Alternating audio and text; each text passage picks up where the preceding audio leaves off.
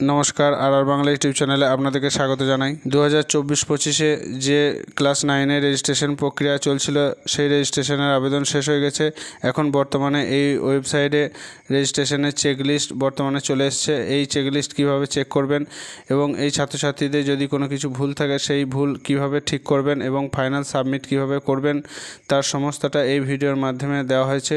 তো এই ভিডিওটি প্রথম থেকে শেষ পর্যন্ত দেখতে থাকুন। আর এই চ্যানেলে নতুন হয়ে থাকলে চ্যানেলটিকে অবশ্যই সাবস্ক্রাইব করবেন আর পাশে থাকা বেল আইকনে ক্লিক করে অল করে রাখবেন, তাহলে এই ধরনের নতুন নতুন আপডেট ভিডিও সর্বপ্রথম আপনার কাছে পৌঁছে যাবে।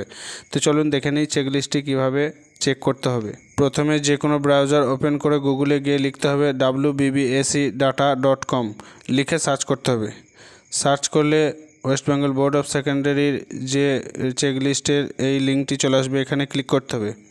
ক্লিক করার পর এই লগ ইনে ক্লিক করতে হবে। লগ ইনে ক্লিক করলে আপনাদের যে স্কুলের ইন্ডেক্স নাম্বার, সেই ইন্ডেক্স নাম্বারটি এখানে বসাতে হবে। নিজের ইন্ডেক্স নাম্বার বসিয়ে তারপরে এখানে সাইন ইনে ক্লিক করতে হবে। ক্লিক করলে ওটিপি চলে যাবে। যে রেজিস্টার মোবাইল নাম্বার আছে, সেই রেজিস্টার মোবাইল নাম্বারে কিন্তু ওটিপি যাবে। সেই ওটিপি এখানে বসিয়ে সাবমিটে ক্লিক করতে হবে। সাবমিটে ক্লিক করলে রেজিস্ট্রেশন চেকলিস্টটি খুলে যাবে। এই চেকলিস্টটি প্রত্যেকটা স্টুডেন্টের নাম শো হবে এবং ডান দিকে এডিট আর ভিউয়ের অপশন থাকবে। এই চেকলিস্টটি আপনারা ভালোভাবে দেখে নেবেন এবং যার নামটি চেক করবেন তার এডিট অপশানে ক্লিক করতে হবে। তো আমি দেখিয়ে দিচ্ছি কিভাবে চেক করতে হবে এবং কিভাবে সেভ করতে হবে। প্রথমে এই লিস্টে দেওয়া নামের মধ্যে থেকে যে নামটিকে চেক করবেন সেই নামটি আগে সার্চ করে নেবেন। সার্চ করার পর ডান দিকে এডিট অপশানে ক্লিক করতে হবে। এডিট অপশানে ক্লিক করলে রেজিস্ট্রেশন ফর্মটি খুলে যাবে। ফর্মটিকে ভালোভাবে চেক করে নেবেন।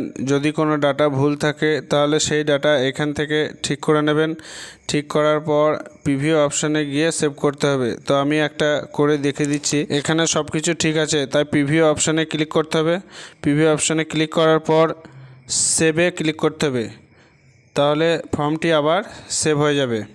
তো এইভাবে প্রত্যেকটা স্টুডেন্টের চেক করতে হবে। যদি কোনো স্টুডেন্টের ডাটা সংশোধন করে থাকেন তাহলে সেই স্টুডেন্টের এক কপি পিডিএফ ডাউনলোড করে প্রিন্ট আউট করে রেখে দেবেন। সব স্টুডেন্টের ডাটা চেক করার পর ফাইনাল সাবমিটে ক্লিক করতে হবে।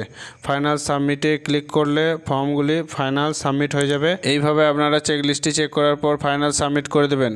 আজকের ভিডিও এই পর্যন্ত। ভিডিওটি যদি ভালো লাগে অবশ্যই লাইক করবেন আর শেয়ার করে বাকিদেরকে জানিয়ে দেবেন। ভিডিওটি শেষ পর্যন্ত দেখার জন্য অসংখ্য ধন্যবাদ।